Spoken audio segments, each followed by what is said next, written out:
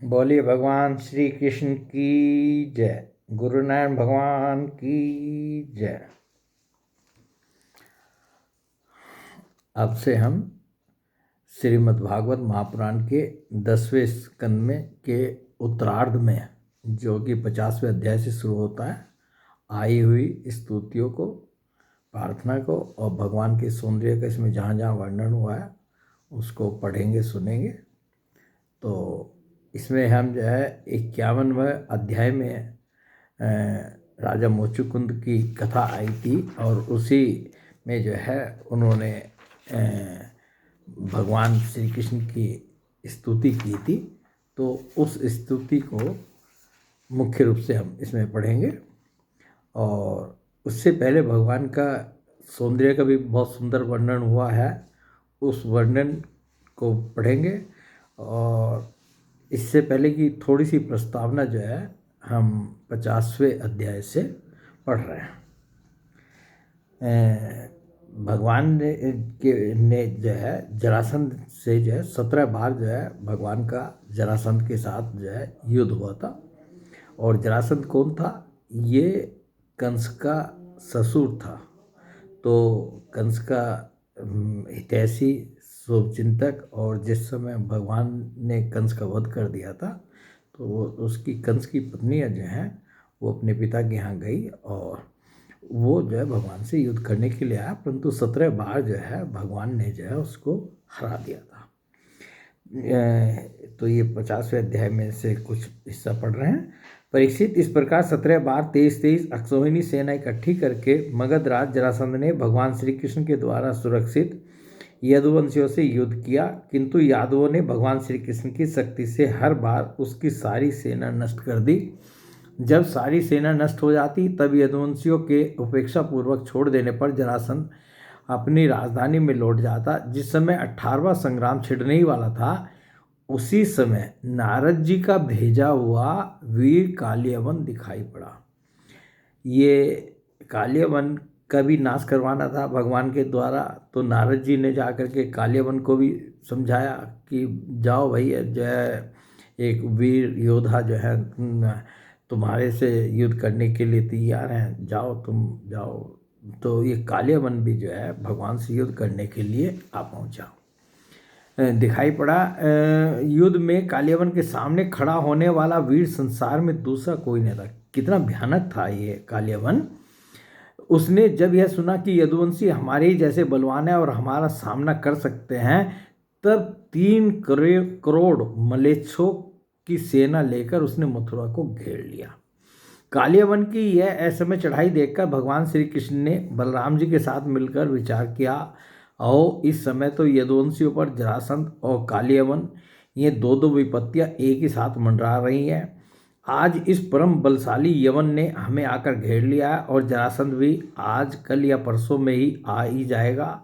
यदि हम दोनों भाई इसके साथ लड़ने में लग गए, उसी समय जरासंध आ पहुंचा, तो वह हमारे बंधुओं को मार डालेगा या तो कैद करके अपने नगर में ले जाएगा, क्योंकि वह बहुत बलवान है। इसलिए आज हम लोग एक ऐसा दुर्ग, एक ऐसा किला बनाएंगे जिसमें किसी भी मनुष्य का प्रवेश करना अत्यंत कठिन होगा। अपने सज्जन संबंधियों को उसी किले में पहुंचाकर फिर इस यवन का वध कराएंगे।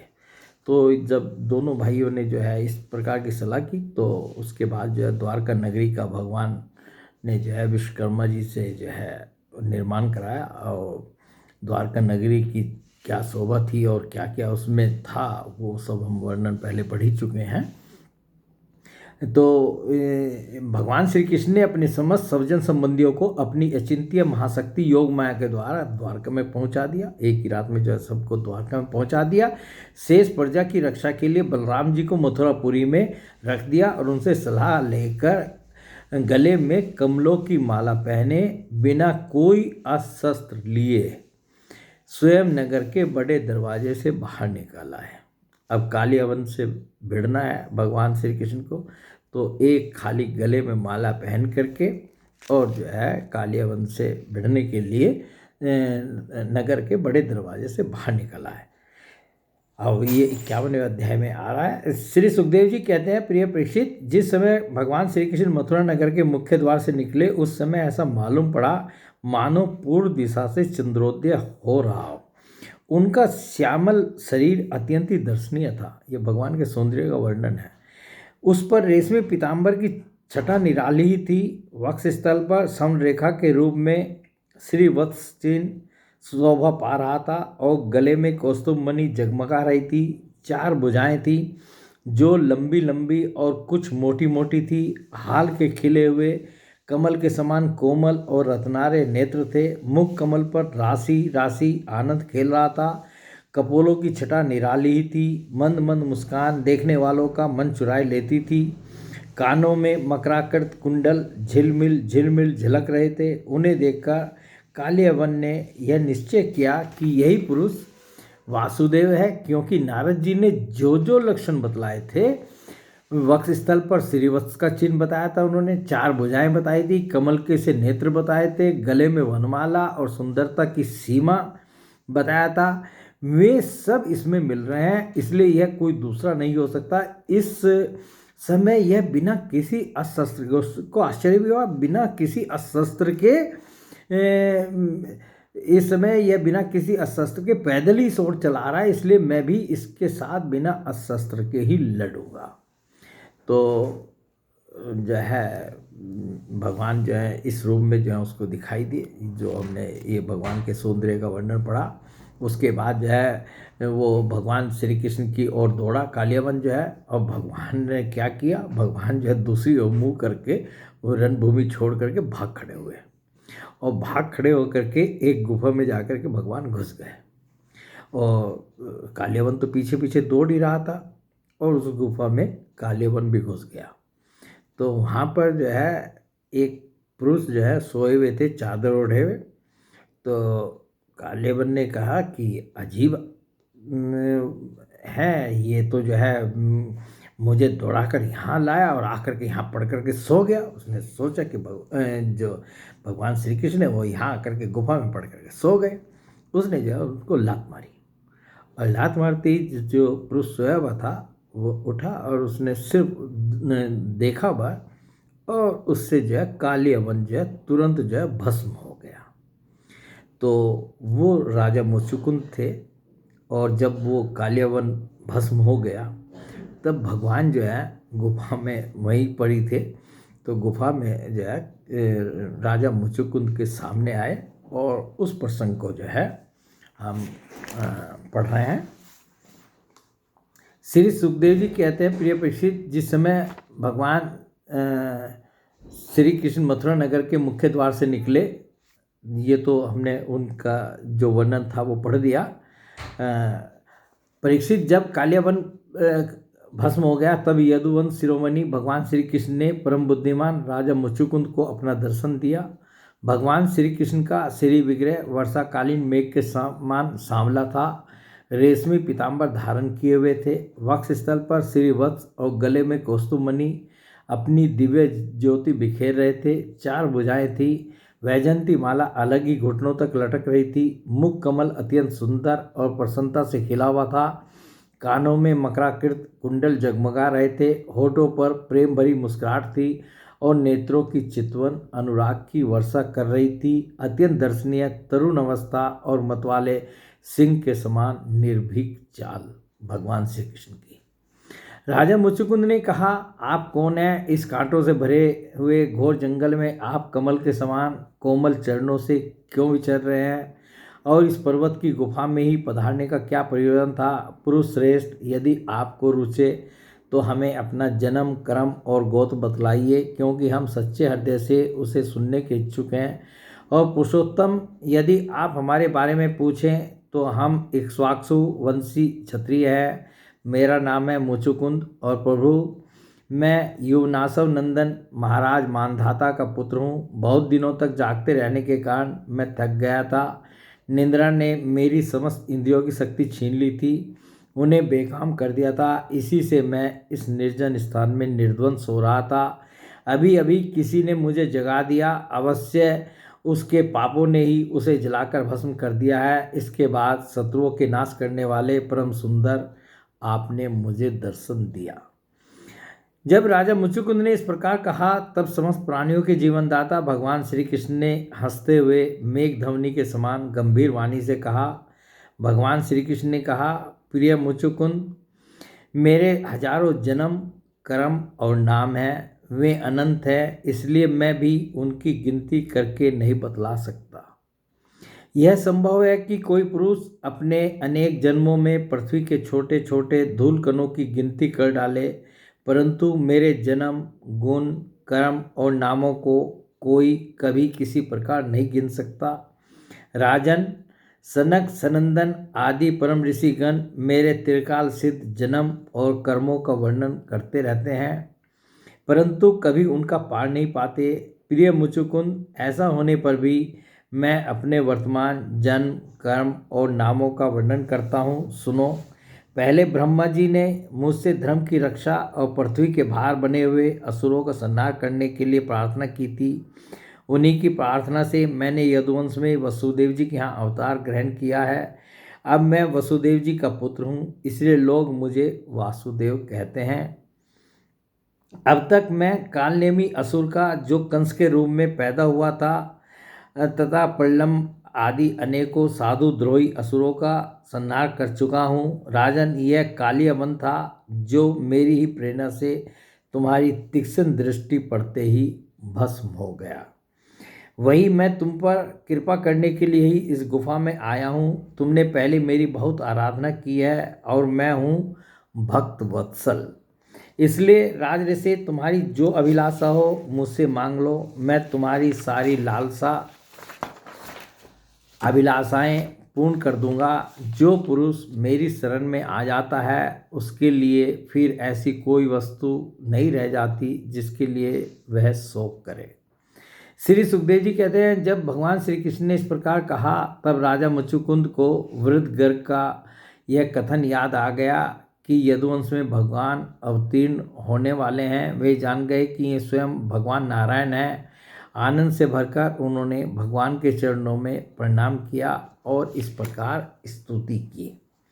मुचुकुंद ने कहा, प्रभो, जगत के सभी प्राणी आपकी माया से अत्यंत मोहित हो रहे हैं। वे आपसे विमुख होकर अनर्थ में ही फंसे रहते हैं और आपका भजन नहीं करते। वे सुख के लिए घर गृहस्थी के झंझटों में फंस जाते हैं, जो सारे दुखों के मूल स्रोत हैं। इस तरह स्त्री और पुरुष सभी ठगे जा रहे हैं।